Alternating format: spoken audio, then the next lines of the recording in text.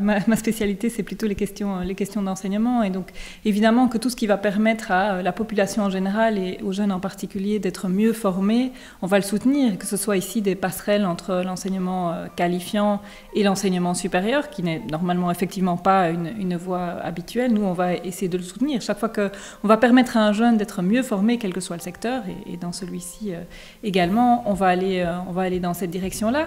Je voudrais dire aussi à ce sujet que même de manière très très concrète, hein, on a, à chaque fois qu'on a l'occasion de diriger des secteurs de l'enseignement, et notamment de l'enseignement qualifiant, on a souhaité développer, notamment sur le campus du CERIA, toutes les filières qui sont utiles pour l'ORECA, qui créent de l'emploi de qualité ici et maintenant, qui donnent des perspectives aux jeunes et qui donnent des perspectives aussi à l'ensemble de la ville. Hein, la création, par exemple, de ceintures alimentaires, ici et maintenant, qui permettent de donner de l'alimentation de qualité à l'ensemble des Bruxellois, sont vraiment des choses que l'on veut soutenir, donc tant dans le développement économique que dans le développement de la formation pour les jeunes. On sait que le chômage des jeunes est quand même une grosse difficulté à Bruxelles. Il y a, et dans le secteur de la formation et dans le secteur ORECA, des opportunités vraiment importantes. C'est dommage que ces métiers n'attirent pas par eux-mêmes des jeunes. Et donc là-dessus, je pense qu'il faut avoir une collaboration entre les personnes du métier qui le connaissent bien et qui peut-être le promeuvent mieux parfois que les pouvoirs publics. Et les pouvoirs publics qui doivent bien sûr investir pour le soutenir. Elles peuvent investir en faisant de la promotion, mais elles peuvent investir aussi en créant des formations qui vont dans cette direction-là. Donc moi, je voudrais vraiment qu'il y ait une concertation et que les forces se multiplient et se rejoignent pour permettre effectivement aux jeunes de se diriger vers ce type d'emploi. On est effectivement dans une situation de chômage en particulier des jeunes à Bruxelles, et on a un secteur qui est pourvoyeur de nourriture de qualité, de plaisir et d'emploi. Donc on doit vraiment soutenir ce secteur pour créer de l'emploi. Et nous, du côté des écologistes, ce qu'on a souhaité faire, et qu'on a d'ailleurs soutenu cette législature-ci, c'est des baisses de charges salariales pour le lancement de l'activité, donc pour les premiers emplois. Mais en parallèle, donc on veut vraiment pouvoir soutenir cette création d'activités et cette création d'activités au service des Bruxellois. Je voudrais dire aussi que pour nous, la qualité de l'emploi est importante, et que vous nous trouverez aussi toujours là où on pourra augmenter la qualité de l'emploi, y compris dans ce secteur-là. Je vous suis certainement sur la nécessité d'alléger les charges qui pèsent sur l'ORECA. Mais je voudrais vraiment insister aussi sur la qualité de l'emploi. Je pense que si précisément il y a aussi des questions de pénurie, de difficulté à trouver des personnes qui ont envie de se lancer dans cet emploi, c'est aussi parce que, il faut le reconnaître, ce sont des horaires qui ne sont pas évidents, et puisque ce sont en fait des horaires où les autres ne travaillent pas. Donc c'est peut-être aussi des moments qu'on aimerait passer avec sa famille, par exemple. Quand on travaille dans l'ORECA, ce sont des horaires où les autres personnes, les clients, sont dans un temps libre.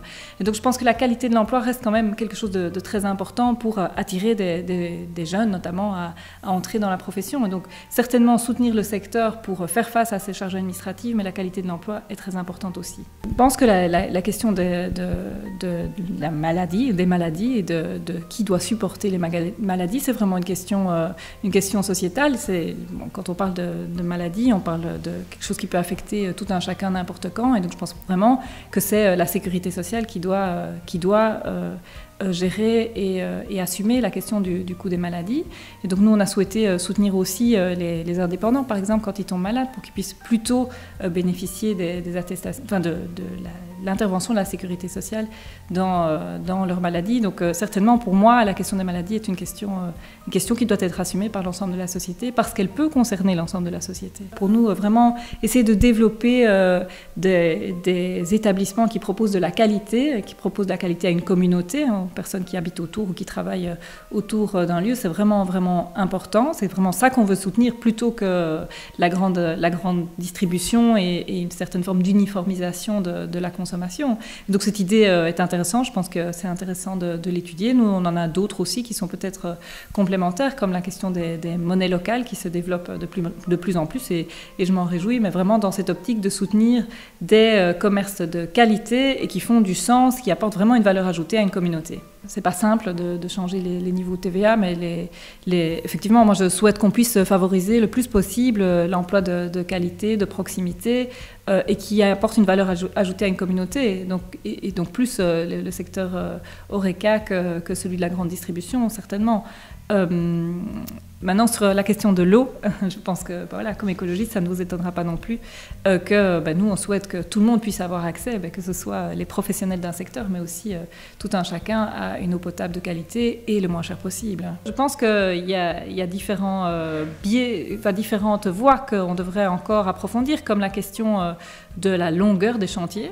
Je crois que dans les marchés publics, les pouvoirs publics conclu avec des entrepreneurs, on doit vraiment être très très attentif à la longueur du chantier et le vérifier tout au long du chantier. C'est quand même pas normal que sur des chantiers très très importants, il y ait souvent peu, on observe souvent peu de personnes qui y travaillent, et donc ça allonge évidemment la durée des chantiers. Donc là, un suivi beaucoup plus étroit. Et puis la question de l'accessibilité, je pense qu'il faut être beaucoup plus clair par rapport à l'accessibilité des commerces et des maisons par ailleurs lorsqu'il y a des chantiers, et pouvoir indiquer de manière extrêmement claire aux automobilistes, mais aussi aux piétons et à la mobilité alternative que, en dépit du chantier, les commerces sont accessibles. Je pense que ça doit être clair, bien sûr pour les commerçants, mais aussi évidemment pour les clients, pour les amener à tout de même continuer à aller consommer dans l'HoReCa en dépit des chantiers.